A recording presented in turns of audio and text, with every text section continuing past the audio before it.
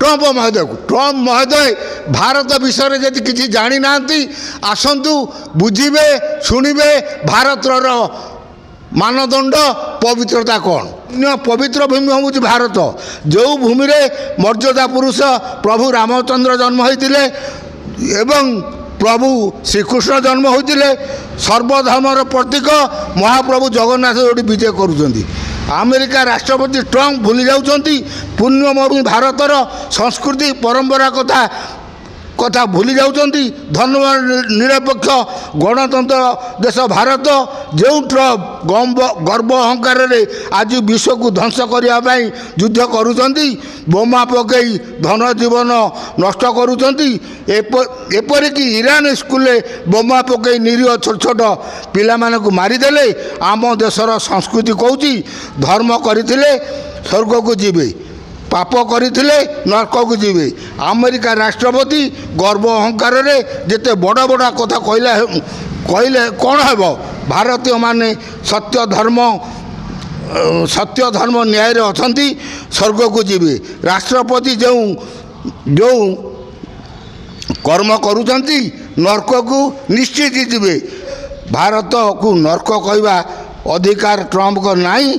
किए नरक को जीव, ट्रम्प प्रस्तुत हूँ नरक को जीवा। मुझे नारायण चंद्र नायक जन श्रमिक नेता। या गोटे बड़ दुखर घटना जे विश्वर श्रेष्ठ धनी राष्ट्र है अमेरिका, यदि सी देशर राष्ट्रपति एभली भाषा भारतीय मानक कहती, भारत को जोटे नरक देश बोली कहते, आज दुखदायक घटना किसी ना। मुझे से कथा कहूँ ट्रम्प को मतरे भारतीय मानकर बासस्थान नरक, भारत एक नरक देश। यहाँ आज्ञा कौन ठीक कि ये गोटे कथा आज्ञा गला। मोर प्रधानमंत्री को प्रश्न, ट्रम्प किए आम देश को नरक कह कहीं? भारत कौन अमेरिकार किसी क्षति करिछि कि? प्रधानमंत्री किसी क्षति करिछि कि ना ताको देश विषय किसी कही कि? प्रधानमंत्री मोदी को ताको दलर लोक माने यशस्वी विश्वगुरु बोली कहते। आम देश को नरक कह ट्रम्प यशस्वी विश्वगुरु प्रधानमंत्री किसी न कहवा पार्टू रखिंट कहीं? यह कौन यशस्वी विश्वगुरु परिचय कि ना ट्रम्प को सहित किसी भितरी कथा अच्छी? आज विश्व देशर जो असम्मान है प्रधानमंत्री बीजेपी दल दायी नुह कि? पार्टी खोली ट्रम्प को जवाब दियो। यह अमेरिका ट्रम्प कहवा प्रथम नुह, ये कथा भी प्रथम ट्रम्प कही ना। ट्रम्प आगुरी कहते मु कहली बोली पाकिस्तान युद्ध बंद कला, तापर कहले ओडिशा रे झील बो असुरक्षित।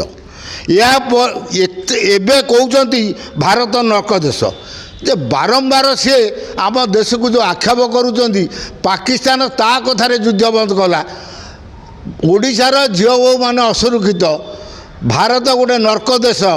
ये तीन थर आम देश को असम्मान करुला बेले अमेरिका राष्ट्रपति ट्रम्प आम प्रधानमंत्री कहते मुझे दल कौच यशस्वी विश्वगुरु नरेंद्र मोदी। भल कथा, आम हेतर किसी कहबार ना, किंतु यशस्वी प्रधानमंत्री विश्वगुरु तीन थर आम भारत जो अपमानित करुच्ची अमेरिका राष्ट्रपति मुख्यमंत्री महोदय जो प्रधानमंत्री मोदी महोदय कहीं चुप रही। मु भावुची आ भितरे मोदी ट्रम्पकर किसी भितरिया कथा अच्छी जो नरेंद्र मोदी महोदय मुह खोलुना। देशर बर सम्मान जाऊ, तांको चेयर दरकार, सी ये जो ट्रम्प को किसी कहूना। एटा देशवासी बर्तमान दुश्चिंतार पड़ी। जड़े यशस्वी विश्वगुरु प्रधानमंत्री अमेरिका आम ओडिशार झील बों विषय कहला, अमेरिका पाकिस्तान मो कथार युद्ध बंद कला बोली कहला। अमेरिका आज भारत एक नरक देश बोलिकी कहलानी। नरेंद्र मोदी महोदय कहीं चुप रही। मु भावुची आ भितर गोटे किसी ट्रम्पकर नरेंद्र मोदी संपर्क अच्छी। आउ एक कथा दिने नरेंद्र मोदी महोदय को भारतवासी की जवाब देवा पड़ो। आपण मैंने आउ किसी कथा अच्छी ଯଦି ଆପଣମାନେ ଦୂରଦୃଷ୍ଟିରେ ବିଚାର କରିବେ ଟ୍ରମ୍ପ ମୋଦି ଗୋଟିଏ ଡଙ୍ଗାର ନାଉରୀ। ଟ୍ରମ୍ପ ଗର୍ବ ଅହଙ୍କାରରେ ବିଶ୍ୱ ଧ୍ୱଂସ କରିବାକୁ ଯାଉଥିଲା ବେଳେ ନରେନ୍ଦ୍ର ମୋଦି ସମ୍ବିଧାନ ଗଣତନ୍ତ୍ରକୁ ହତ୍ୟା କରି ସବୁ ଦଳକୁ ବଳେ କଳେ କୌଶଳେ ଭାଙ୍ଗି ବିଜେପି ଏକଛତ୍ରବାଦୀ ଶାସନ କରିବାକୁ ଚେଷ୍ଟା କରୁଛି। ତା'ର ଉଦାହରଣ ମହାରାଷ୍ଟ୍ର କଥା ଦେଖନ୍ତୁ, ଶିବସେନାକୁ ଭାଙ୍ଗିଲା। ଓଡ଼ିଶାରେ ଦେଖନ୍ତୁ ଦିଲ୍ଲୀପ ରାଓକୁ ଜିତାଇବା ପାଇଁ ବିଜେଡ଼ି କଂଗ୍ରେସକୁ ଭାଙ୍ଗିଲା। ବର୍ତ୍ତମାନ ଦେଖନ୍ତୁ ପଞ୍ଜାବର 7ଟା MP କି ନେଇଗଲା, ଯେହେତୁ ରାଜ୍ୟସଭାରେ ତା'ର ସଂଖ୍ୟା ନାହାନ୍ତି। ଯେଉଁ ମହିଳା ବିଲ୍, ଯେଉଁ ସୀମା ନିର୍ଦ୍ଧାରଣ, ଜନସଂଖ୍ୟା ବିଲ୍ ପାସ୍ ହୋଇପାରୁନି, ସେଥିପାଇଁ ଆଜ୍ଞା କଳେ ବଳେ ପଞ୍ଜାବକୁ ଭାଙ୍ଗିକି 7ଟା MP ନେଇଗଲା। ଆଜ୍ଞା ନରେନ୍ଦ୍ର ମୋଦି ଯାହା ଟ୍ରମ୍ପ ସେଇଆ, ସିଏ ଅହଙ୍କାରୀ, ମୋଦି ବି ଅହଙ୍କାରୀ। ସିଏ କହୁଛି ଏ ଦେଶରେ ଗଣତନ୍ତ୍ର ନ ରହୁ, ସମ୍ବିଧାନ ନ ରହୁ, କେବଳ ମୁଁ ଶାସନ ସଦାଦିନ କରିମି। ଆଜ୍ଞା ଯଦି ଭିତରେ ଦେଖିବେ ନରେନ୍ଦ୍ର ମୋଦିଙ୍କର ଆଉ ଟ୍ରମ୍ପଙ୍କର ଚରିତ୍ର ଗୋଟେ, ସେମାନେ ଅହଙ୍କାରୀ। ସିଏ ଭାବନ୍ତି ଆମେ ହେଉଛୁ, ଇଏ କହୁଛନ୍ତି ମୁଁ ବିଶ୍ୱଗୁରୁ, ସିଏ କହୁଛନ୍ତି ମୁଁ ଆଉ କେଉଁ ଗୁରୁ। ଟ୍ରମ୍ପ କହୁଛନ୍ତି ଯେ ଦେଖନ୍ତୁ ଇରାନରେ ବୋମା ମାଡ଼ କରି ଯେଉଁଭଳି ଭାବରେ ପିଲାମାନଙ୍କୁ ମାରିଦେଲେ, ଏଇଟା କ'ଣ ଟ୍ରମ୍ପଙ୍କର ଆଜ୍ଞା ଧର୍ମ କି?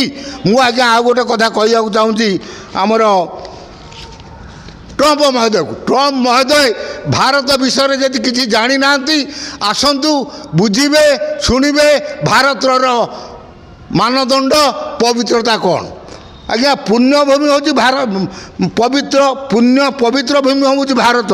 ଯେଉଁ ଭୂମିରେ ମର୍ଯ୍ୟାଦା ପୁରୁଷ ପ୍ରଭୁ ରାମଚନ୍ଦ୍ର ଜନ୍ମ ହୋଇଥିଲେ ଏବଂ ପ୍ରଭୁ ଶ୍ରୀକୃଷ୍ଣ ଜନ୍ମ ହୋଇଥିଲେ, ସର୍ବଧର୍ମର ପ୍ରତୀକ ମହାପ୍ରଭୁ ଜଗନ୍ନାଥ ଯୋଉଠି ବିଜେ କରୁଛନ୍ତି। ଆମେରିକା ରାଷ୍ଟ୍ରପତି ଟ୍ରମ୍ପ ଭୁଲି ଯାଉଛନ୍ତି ପୁଣ୍ୟଭୂମି ଭାରତର ସଂସ୍କୃତି ପରମ୍ପରା କଥା ଭୁଲି ଯାଉଛନ୍ତି। ଧର୍ମ ନିରପେକ୍ଷ ଗଣତନ୍ତ୍ର ଦେଶ ଭାରତ, ଯେଉଁ ଟ୍ରମ୍ପ ଗର୍ବ ଅହଙ୍କାରରେ ଆଜି ବିଶ୍ୱକୁ ଧ୍ୱଂସ କରିବା ପାଇଁ ଯୁଦ୍ଧ କରୁଛନ୍ତି, ବୋମା ପକାଇ ଧନ ଜୀବନ ନଷ୍ଟ କରୁଛନ୍ତି। ଏପରିକି ଇରାନ ସ୍କୁଲରେ ବୋମା ପକାଇ ନିରୀହ ଛୋଟ ପିଲାମାନଙ୍କୁ ମାରିଦେଲେ। ଆମ ଦେଶର ସଂସ୍କୃତି କହୁଛି ଧର୍ମ କରିଥିଲେ ସ୍ୱର୍ଗକୁ ଯିବେ, ପାପ କରିଥିଲେ ନରକକୁ ଯିବେ। ଆମେରିକା ରାଷ୍ଟ୍ରପତି ଗର୍ବ ଅହଙ୍କାରରେ ଯେତେ ବଡ଼ କଥା କହିଲେ କ'ଣ ହେବ? ଭାରତୀୟମାନେ ସତ୍ୟ ଧର୍ମ ନ୍ୟାୟରେ ଅଛନ୍ତି, ସ୍ୱର୍ଗକୁ ଯିବେ। ରାଷ୍ଟ୍ରପତି ଯେଉଁ କର୍ମ କରୁଛନ୍ତି ନରକକୁ ନିଶ୍ଚିତ ଯିବେ। ମୁଁ ଆମେରିକା ରାଷ୍ଟ୍ରପତି ଟ୍ରମ୍ପକୁ ଗୋଟିଏ କଥା କହୁଛି, 1947 ମସିହାରେ 2 ଜଣ ବ୍ରିଟିଶ ସାମ୍ବାଦିକ ପ୍ରଶ୍ନର ଜାତିର ଜନକ ମହାତ୍ମା ଗାନ୍ଧୀ କହିଲେ, ତାଙ୍କ ପ୍ରଶ୍ନ ଥିଲା ପରମାଣୁ ବୋମା ଠାରୁ ଅଧିକ ଶକ୍ତି କ'ଣ ଅଛି? ମହାତ୍ମା ଗାନ୍ଧୀ ତୁରନ୍ତ କହିଥିଲେ ଅହିଂସା ହେଉଛି ପରମାଣୁ ବୋମା ଠାରୁ ଶକ୍ତିଶାଳୀ। ମୋର ଆପଣମାନଙ୍କୁ ବିଶ୍ୱବାସୀଙ୍କୁ ଆପଣଙ୍କ ମାଧ୍ୟମରେ ଅନୁରୋଧ, ପରମାଣୁ ବୋମାର ଧ୍ୱଂସ କରିବା ଶକ୍ତି ଅଛି, ଅହିଂସାରେ ବିଶ୍ୱରେ ମଙ୍ଗଳ କରିବାର ଶକ୍ତି ଅଛି।